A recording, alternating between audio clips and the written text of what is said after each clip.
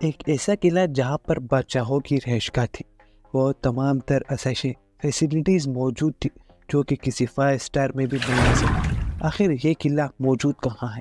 اس قلعے کو بنانے میں کتنا وقت دیا گیا؟ اس قلعے کے آرکیٹیکچر کون تھے اور یہ قلعہ کس بادشاہ کی نگرانی میں بنایا گیا؟ اس قلعے کا نام کیا ہے اور یہ کون سے ملک میں موجود ہے؟ تو آئیے جانتے ہیں اس قلعے کی تمام تر ہسٹری۔ السلام علیکم، ایک بار پھر سے آپ تمام دوستوں کو WFF میں خوش آمدید کہتے ہیں۔ آپ تمام دوستوں کے مشکور ہیں کہ آپ نے اپنا قیمتی وقت ہماری ویڈیو کو دیکھنے کے لیے نکالا۔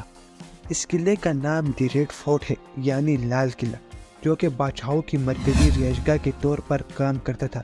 یہ قلعہ ہندوستان کے شہر دلی میں موجود ہے۔ اس قلعے کو تعمیر کرنے کا کام 12 مئی 1638 کو شہنشاہ شاہجہاں نے کیا، جس وقت شہنشاہ نے اپنی دارالحکومت آگرہ سے دلی منتقل کرنے کا فیصلہ کیا۔ مگر ان سفید اور سرخ بنے دیواروں کا سارا کریڈٹ اس کے بنانے والے کو جاتا ہے، جس کا نام استاد احمد لاہوری ہے، جس نے تاج محل کو بھی بنایا تھا۔ لال قلعہ 200 سال سے زائد تک مغل بادشاہوں کی مرکزی رہائشگاہ کے طور پر کام کرتا تھا۔ لال قلعہ ایک آرکیٹیکچرل عجوبہ ہے جو کہ اپنے سرخ اور سفید دیواروں کے لیے جانا جاتا ہے۔ یہ مغل فن تعمیر کا ایک عمدہ نمونہ ہے جو کہ تاریخ میں بھی لکھا گیا۔ پیچیدہ نقش و نگار اور سنگ مرمر کی نازک جڑوں سے بنی ہوئی ہے۔ یہ قلعہ تقریباً 255 ایکڑ پر محیط ہے اور اس کے چاروں اطراف 2.5 کلومیٹر لمبی دیوار ہے۔ مغلیہ دور میں لال قلعہ شاہی طاقت اور شان و شوکت کی علامت تھا، کیونکہ لال قلعے کی طرح آج تک کوئی بھی ایسا قلعہ نہیں بنا پایا۔ شہنشاہ کی طاقت کا اندازہ لال قلعے سے بھی لگایا جا سکتا ہے۔ شہنشاہ خاص موقعوں پر دیوان عام یا عوام سے خطاب لال قلعے سے ہی کرتے تھے۔ 18ویں صدی میں مغل سلطنت کی زوال کی وجہ سے لال قلعہ تباہی کا شکار ہو گیا۔ 1857 میں ہندوستانی بغاوت کے دوران اس پر انگریزوں نے قبضہ کر لیا اور انہوں نے اس کو فوجی چھاؤنی کے طور پر استعمال کیا۔ 1947 میں ہندوستان کی آزادی کے بعد لال قلعہ ملک کی خود مختاری کے لیے علامت بن گیا۔ کم و بیش 90 سال کے بعد ہندوستان کی آزادی کے ساتھ لال قلعہ بھی آزاد ہو گیا۔ ہندوستان کے وزیر اعظم لال قلعے پر اپنی قومی پرچم ہر سال لگاتے ہیں۔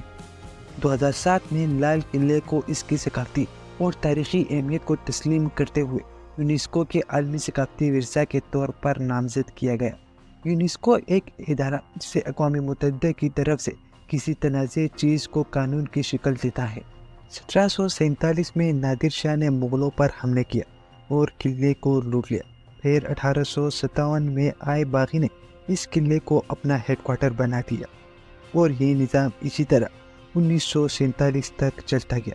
شاہجہاں نے اتنی محنت سے جو قلعہ بنایا تھا، انگریزوں کا قبضہ چھڑانے کے بعد بھی انگریزوں نے اس کے سنگ مرمر پر قبضہ کیا ہوا تھا۔ شاہجہاں نے استاد احمد لاہوری کی مدد سے اس وقت وہ سنگ مرمر دوسرے مغل سلطنت سے منگوایا تھا۔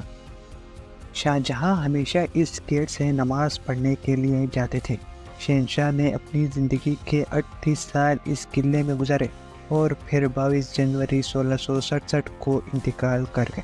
شاہجہاں کے انتقال کے بعد مغل امپائر 200 سال سے زائد کے وقت تک بادشاہت کرتی رہی اور اس کے بعد 1747 میں نادر شاہ کے حملے کے بعد سب ختم ہو گیا۔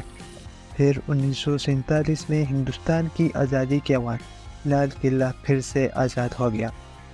1947 کے ہندوستان کی آزادی کے بعد اس قلعے پر ہر سال ہندوستانی حکومت اپنے ملک کا جھنڈا لہراتی ہے اور ہر سال دوسرے ملکوں سے یہاں سیاح جاتے ہیں لال قلعے پر۔